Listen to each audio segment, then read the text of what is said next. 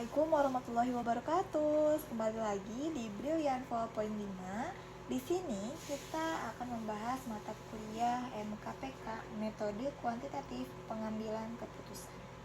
Langsung saja ke nomor 1. Di sini diketahui hari memperoleh laba sebesar 2.800 di Seoul, 1.800 di Busan, 1.500 di Daegu, dan 7.500 di Incheon. Nah, untuk di RON, di Busannya itu labanya 4.800, di Daegu labanya 2.350, di Seoul labanya 3.200, di Incheon labanya 3.800. Nah, untuk di Luna, di Incheonnya itu labanya 3.600, di Seoul 5.100, di Busan 3.600, di Daegu 2.400. Kemudian untuk Drako 5.500 di Daegu, 3.800 di Busan, 2.500 di Seoul, dan 1.500 di Incheon. Bantu perusahaan menempatkan pakar pemasaran terbaik di kota yang tepat untuk meraih laba terbaik menggunakan metode Hungaria. Jadi kita bikin tabel untuk memudahkan membacanya gitu loh, jadi biar mudah. Nah, di sini kan udah tadi diketahui di hari itu di Seoulnya 2.800, di Busannya 1.800, di Daegunya 1.500, dan Incheonnya 7.500. Karena yang ditanyakannya laba terbaik, berarti kita cari nilai yang paling tinggi di setiap ahlinya gitu. Nah, untuk di ahli hari ini nilai tertingginya itu ada di 7.500. Untuk RON, nilai terbaiknya itu ada di 4.800. Di Luna, nilai terbaiknya ada di 5.100. Ahli Drako, nilai terbaiknya ada di 5.500. Setelah itu, kurangkan masing-masing supply tadi yang ini dengan angka setiap barisnya. Jadi misalkan supply-nya yang 7.500 kan ada di hari. Nah, si 7.500 itu dikurangi dengan angka yang ada di baris harinya aja. Jadi misalnya 7.500 dikurang 2.800 hasilnya 4.700. 7.500 dikurangi 1.800 hasilnya 5.700, dan 7.500 dikurangi 1.500 hasilnya 6.000. 7.500 dikurangi 7.500 hasilnya 0.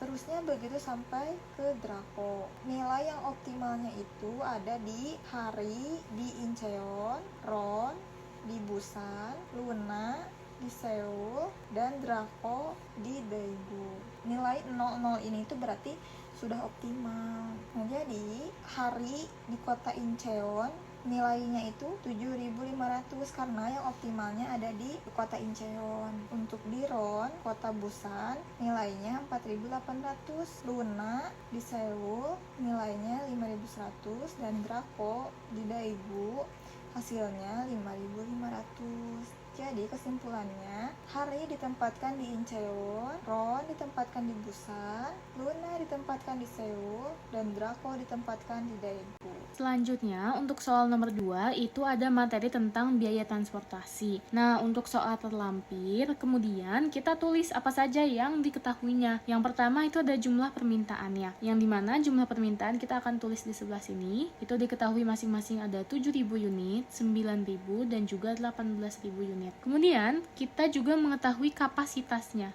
Untuk kapasitas, kita akan tulis di sebelah sini. Ada 5.000, 8.000, 7.000, dan 14.000 unit. Yang ditanyakan adalah biaya transportasi yang dikeluarkan yang paling efisien menggunakan metode Northwest Corner Rule, least cost method, dan Vogel approximation method. Nah, di sini sudah ada tabel yang sudah kita masukin permintaan dan juga kapasitas yang dari soal tadi. Lanjut, untuk menggunakan metode pertama yaitu Northwest Corner Rule atau NWCR, aturannya kita harus memulai dari kiri atas yang ini. Nah, karena kita mulai dari kiri atas, kita lihat kapasitasnya dan juga permintaannya itu berapa. Kita carilah yang paling kecil yaitu di kapasitas. Jadi kita masukin 5.000 di sini. Otomatis baris Bogor ini semuanya habis karena kapasitas di baris Bogor ini sudah terpakai di yang pertama di sini di kolom Yogyakarta. Maka dari itu kita akan pindah ke bawah. Nah, pas kita pindah ke bawah kita bandingkan juga mana yang lebih kecil antara kapasitas dan juga permintaannya. Permintaannya tadi kan sudah terpakai 5.000 ya, jadi sisanya tinggal 2.000. Sedangkan yang ini masih ada 8.000, jadi kita pakai yang 2.000 ini. Jadi hasilnya 2.000, kemudian karena ini 5.000 plus 2.000 hasilnya sudah 7.000, jadi otomatis yang ini habis. Jadi kita pindah ke sebelah kanan. Nah, ke sebelah kanan juga kita lihat nih mana yang lebih kecil antara kapasitas dan juga permintaannya. Permintaannya masih banyak nih, ada 9.000, jadi kita gunakan kapasitas. Kapasitasnya sudah terpakai 2.000, jadi 8.000 dikurangin 2.000 hasilnya adalah 6.000. Otomatis yang ininya habis karena 6.000 ditambah 2.000 hasilnya adalah 8.000, jadi sudah tidak bisa terpakai lagi. Maka dari itu kita akan pindah ke bawah. Nah, ke bawah ini kita lihat lagi kapasitasnya ada 7.000, terus permintaannya ada 9.000, kita gunakan yang paling kecil. Nah, kita lihat kan tadi si 9.000 itu udah terpakai 6.000, jadi sisanya tinggal 3.000. Sedangkan kalau ini masih 7.000, jadi kita gunakan yang terkecil yaitu 3.000. Otomatis yang ininya habis. Jadi kita pindah ke kanan. Nah, di kanan kita tinggal ada 7.000 dan juga 18.000. Jadi yang paling kecil itu kan sudah jelas 7.000 ya. Jadi 7.000 dikurangin 3.000, yang dari sini 3.000-nya hasilnya adalah 4.000. Kemudian ke bawah 18.000 dikurangi 4.000. 4.000-nya dari sini hasilnya adalah 14.000. Nah, kita jumlahkan dulu nih hasilnya. Apakah sudah benar atau belum? Kita jumlahkan untuk kolom Yogyakarta dulu. Kolom Yogyakarta ini 5.000 ditambah 2.000 hasilnya 7.000. Itu sudah benar. Kemudian yang kolom Bali 6.000 ditambah 3.000 hasilnya adalah 9.000. Kemudian di kolom Lampung 4.000 ditambah 14.000 hasilnya adalah 18.000. Kemudian untuk baris Bogor ada 5.000. Kemudian Bandung ada 2.000 ditambah 6.000 hasilnya adalah 8.000. Kemudian Bekasi 3.000 ditambah 4.000 hasilnya adalah 7.000. Kemudian di Banjar, baris Banjar ada 14.000. Nah, maka dari itu sudah optimal nih kolom-kolomnya, baris-barisnya. Jadi kita tinggal menjumlahkan biaya yang dikeluarkan. Ada 19.000 dikali 5.000, kemudian 30.000 dikali 2.000, ditambah 30.000 dikali 6.000, ditambah 40.000 dikali 3.000, ditambah 70.000 dikali 4.000, ditambah 20.000 dikali 14.000, yang hasilnya adalah 1.015.000.000 rupiah. Lanjut untuk metode kedua yaitu least cost method atau LCM. Nah, aturan LCM ini kita harus mulai dari biaya yang terkecil. Beda dengan aturan yang NWCR tadi. Kalau yang ini kita harus mulai biaya yang terkecil, yang dimana biaya terkecilnya adalah 8.000. Nah, kita lihat antara kapasitas dan permintaannya mana yang lebih kecil. Yang lebih kecil adalah kapasitasnya. Jadi kita masukin 8.000 di sini. Otomatis karena kapasitas di baris Bandung ini sudah terpakai semua, jadi ini habis dan ini juga habis. Nah, selanjutnya ke sel yang mana? Selanjutnya itu ke sel di satu tingkatan di atas 8.000, yaitu 10.000 di sini. Di 10.000 ini kita lihat antara kapasitas dan juga permintaan mana yang lebih kecil. Nah, ini permintaannya lebih kecil, jadi kita masukin 7.000 di sini. Otomatis kolom Yogyakarta semuanya habis karena permintaannya sudah terpakai semua. Selanjutnya, satu tingkatan di atas 10.000 itu kan 19.000. Tapi karena ini sudah habis, jadi ini tidak bisa dipakai. Nah, selanjutnya, satu tingkatan di atas 19.000 adalah 20.000. Di 20.000 kita lihat kapasitas dan juga permintaan. Nah, tadi kan kapasitasnya sudah terpakai sebagian ya. Jadi 14 dikurangin 7, 7-nya itu yang ini. Hasilnya adalah 7. Kemudian di Lampung 18 dikurangin 8, hasilnya adalah 10. 8 dari sini ya. Nah, kita lihat mana yang paling kecil. Yang paling kecil adalah di kapasitas. Jadi kita masukin 7.000 di sini. Otomatis yang ini sudah habis. Tidak bisa dipakai lagi karena kapasitasnya sudah semua digunakan. Lanjut ke satu tingkatan di atasnya lagi yaitu 30.000, tapi 30.000 ini nggak bisa dipakai, jadi kita masuk ke 40.000. Ini ada dua. Kita mulai dari yang sini dulu. Nah, 40.000 ini kita lihat kapasitas dan juga permintaannya. Kapasitas yang paling kecil, jadi kita masukin 7.000 di sini. Otomatis yang ini habis, jadi kita masuk ke yang ini 40 tadi yang sama. Kita lihat nih kapasitas dan juga permintaannya. Permintaannya itu sisa 3.000 lagi karena sudah terpakai 7 dan 8. Jadi 18 dikurangin 8 plus 7 hasilnya adalah 3. Kemudian kapasitasnya sini ada 5.000. Nah, yang paling kecil kan 3. Jadi kita masukin 3.000 di sini. Kemudian satu tingkatan di atasnya lagi kan 50, tapi 50 tidak bisa. Jadi kita masuk ke 70. 70 sini, tapi yang ini sudah habis jadi tidak bisa dipakai. Jadi kita masuk ke sini, tinggal lihat aja sisanya berapa, si kapasitasnya udah terpakai 30.000. Kemudian permintaannya udah terpakai 7.000. Jadi sisanya adalah 2.000. Nah, selanjutnya jangan lupa kita cek satu-satu ya, apakah ini sudah benar atau belum, apakah sudah optimal atau belum. Untuk mengetahui optimal atau belumnya, coba kita jumlahkan 3.000 plus 8.000 plus 7.000 hasilnya harus 18.000. Kemudian 2.000 tambah 7.000 hasilnya harus 9.000. Kemudian 7.000 hasilnya 7.000. Itu untuk yang kolom.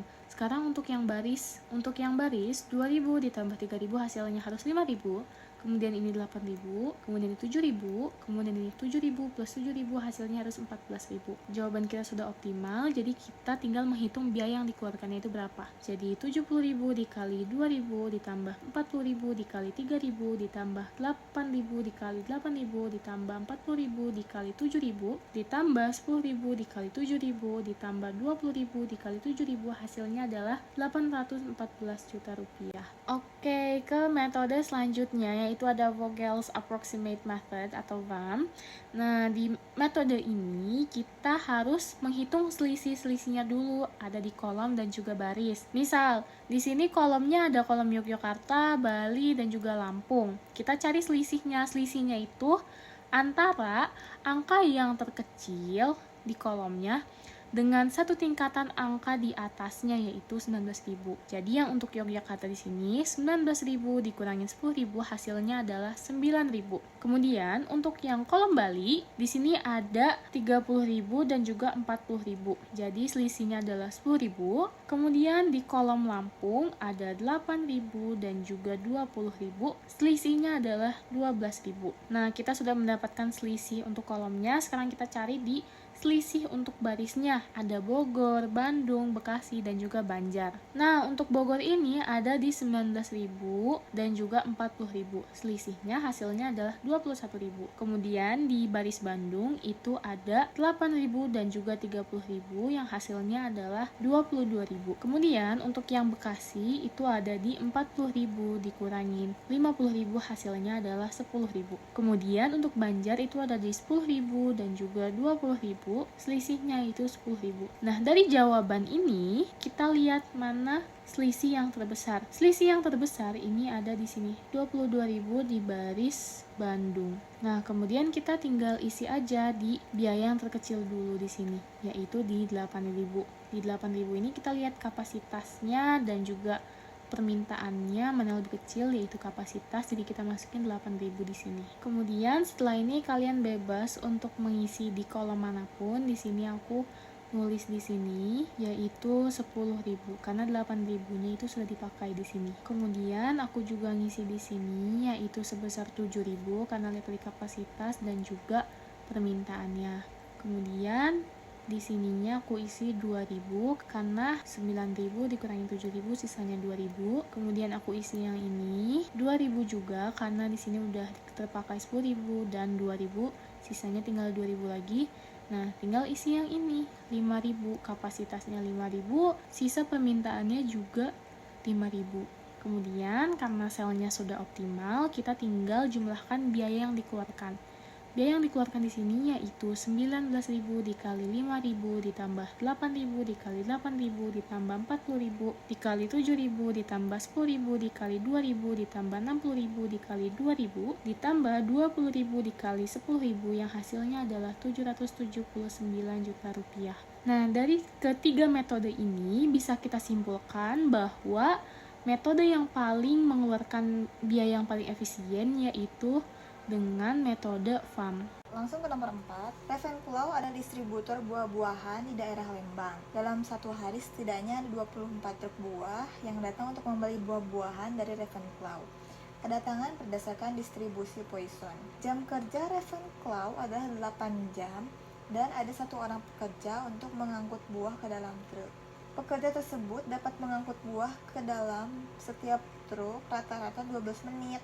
Upah tukang angkut buah adalah $10 per jam dan biaya menunggu per truknya adalah $6 per jam. dengan asumsi model sistem antrian yang digunakan adalah MM1.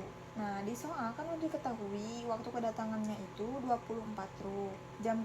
Dengan jam kerjanya 8 jam. Jadi lambdanya itu 24 dibagi 8 sama dengan 3 unit. CS itu biaya pelayanan persatuan waktu. Nah, CS itu yang tadi yang upah tukang angkut buah itu 10 jam dan biaya menunggu per truknya atau CW $6 per jam. Untuk layanannya atau MIU-nya itu satu truknya 12 menit. Jadi MIU-nya itu 60 dibagi 12 menit. Jadi kan 60 itu 1 jam 60 menit. Nah, dibagi 12 menit sama dengan 5 truk per jam. Nah, untuk R-nya lambda per MIU sama dengan 3/5. Langsung ke yang ditanyakan. A itu ditanyakannya jumlah rata-rata truk dalam sistem, berarti kita mencari L. L sama dengan R per 1 min R. Masukin aja R-nya, kan tadi R-nya udah diketahui. R-nya itu 3/5, berarti 3/5 per 1 min 3/5 sama dengan 3/2, hasilnya 1,5 truk. Untuk yang B, jumlah rata-rata truk menunggu dalam antrian. Itu rumusnya LQ. LQ sama dengan R kuadrat per 1 min R sama dengan R-nya itu kan tadi 3/5 kuadrat per 1 min 3/5 sama dengan 9/10, berarti 0,9 truk. Selanjutnya untuk yang C, waktu setiap truk selama dalam sistem. W sama dengan 1 per MIU min lambda. Tadi kan udah diketahui MIU-nya itu kan 5, lambdanya itu 3, ya tinggal masukin aja. Berarti 1 per MIU-nya 5 dikurangi lambdanya 3 sama dengan 1/2, berarti 0,5 jam. D, waktu setiap truk selama dalam antrian. Berarti ini ditanyainnya itu WQ. WQ sama dengan lambda per MIU dikali MIU min lambda sama dengan lambdanya itu 3, MIU-nya itu 5, berarti 3 per 5 dikali 5 min 3, hasilnya 3/10 atau 0,3 jam. E, probabilitas tidak ada truk dalam sistem antrian. Ini mencari P0. Rumusnya 1 min R, berarti 1 min 3/5 sama dengan 0,4. F, tingkat utilitas atau intensitas pelayanan. Berarti ini P sama dengan lambda per MIU 3/5 sama dengan 0,6. Untuk total biaya dalam sistem antriannya yaitu CW dikali LQ ditambah CS dikali S. Nah, CW-nya itu kan tadi 6 jam. LQ-nya itu 0,9 ditambah CS-nya 10 dikali S-nya 1 karena 1 orang. Berarti 6 dikali 0,9 sama dengan 5,4. 10 kali 1 sama dengan 10. 5,4 ditambah 10 sama dengan 15,4 $S per jam. Langsung ke nomor 5, Ravenclaw berusaha meningkatkan pelayanan dengan menambah tukang angkut kedua yang memiliki kemampuan sama seperti tukang angkut pertama yang ada di soal 4 dan tingkat kedatangan truk tetap. Kita langsung saja diketahui kedatangan atau lambdanya itu kan tadi 3 truk, layanan atau MIU-nya itu 5, jumlah pelayanannya itu 2 karena ada 2 orang. CS-nya $10 per jam, ceweknya $6 per jam. Sistemnya itu MMC. Kenapa MMC? Karena ada 2 orang. A, probabilitas tidak ada truk yang menunggu dalam antrian. Berarti kita harus mencari PO. PO itu rumusnya, P0 itu rumusnya 1 per lambda per MIU pangkat N per N faktorial ditambah lambda per MIU pangkat N per C faktorial dikali 1 min lambda per C kali N. Jadi kita cari dulu satu-satu, kita cari dulu yang ini. Nah kan ini n-nya itu kan 0, c-nya itu kan tadi 2, berarti 2 min 1 itu 1. Ini kita masukin 3 per 5 pangkat 0, karena n-nya itu yang pertama itu 0, per 0 faktorial ditambah 3 per 5 pangkat 1 per 1 faktorial. Nah 1 ini dari mana? Dari sini yang tadi c min 1, 2 min 1 sama dengan 1. Kemudian kita hitung 3 per 5 pangkat 0 itu sama dengan 1, 0 faktorial itu sama dengan 1. Jadi 1 per 1 sama dengan 1, ditambah 3 per 5 pangkat 1 itu 0,6 per 1 faktorial, berarti 1 ditambah 0,6 sama dengan 1,6. Kita cari yang kedua. Nah ini kan lambda per mu pangkat c dibagi c faktorial dikali 1 per 1 min lambda per c kali mu. Tinggal masukin aja. Lambda per mu nya kan 3 per 5, c nya itu 2 karena 2 orang, per 2 faktorial dikali 1 nya turunkan, masuk ke 1 min lambda nya 3, c nya 2 dikali mu nya 5, berarti 3 per 5 pangkat 2 per 2 faktorial hasilnya 0,18, dan 1 per 1 min 3 per 10 itu hasilnya 1,43. Jadi 0,18 dikali 1,43 hasilnya 0,257. Jadi P0 nya kita masuk ke rumus yang atas tadi. P0 nya 1 per 1,6 ditambah 0,257 sama dengan 0,538. Lanjut. Nah sebetulnya ini tuh kebalik, harusnya nyari C dulu. Kita cari dulu jumlah rata-rata truk menunggu dalam antrian. Kita cari dulu LQ nya biar kita tahu cara mencari L. Kita cari dulu LQ nya ke yang C dulu. LQ sama dengan P0 dikali lambda per mu pangkat C dikali lambda per mu kali C per C faktorial dikali 1 min lambda per C dikali mu pangkat C.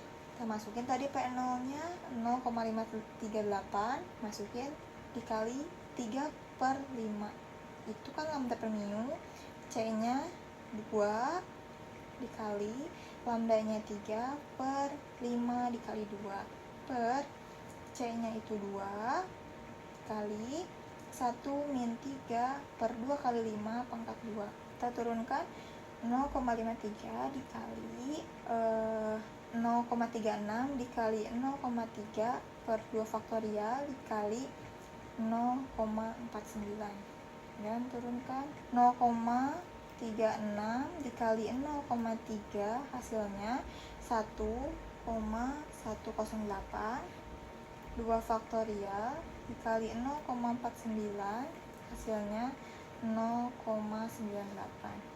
Jadi hasil dari 0,538 dikali 0,108 per 0,98 sama dengan 0,059. Kita lanjut ke yang B, jumlah rata-rata truk dalam sistem. Jadi kita mencari L. L itu rumusnya LQ ditambah lambda per mu. Tadi kan di yang C LQ-nya udah diketahui 0,059 ditambah lambda per mu-nya itu 3 per 5. Jadi hasilnya 0,659. Kita lanjut ke yang D. Waktu setiap truk selama dalam sistem. Kita mencari W. Itu rumusnya L per lambda. L-nya kan tadi udah diketahui di yang B. L-nya itu 0,659 per lambdanya 3. Jadi hasilnya 0,22 jam. Berarti kalau dijadikan menit 13,2 menit. Lanjut ke waktu setiap truk untuk menunggu dalam antrian. Baik, kita yang mencari WQ. WQ rumusnya LQ per lambda. LQ-nya udah diketahui kan tadi 0,059 dibagi lambdanya 3, hasilnya 0,02 jam atau 1,2 menit. Dilanjutkan ke F, tingkat utilitas atau intensitas pelayanan. Rumusnya P sama dengan lambda per C dikali mu sama dengan 3 per C-nya itu 2, mu-nya 5 sama dengan 0,3. G, total biaya dalam sistem antrian akibat penambahan tukang angkut. Berarti kita langsung jumlahkan saja. CW dikali LQ ditambah CS dikali C. CW-nya kan tadi diketahui 6.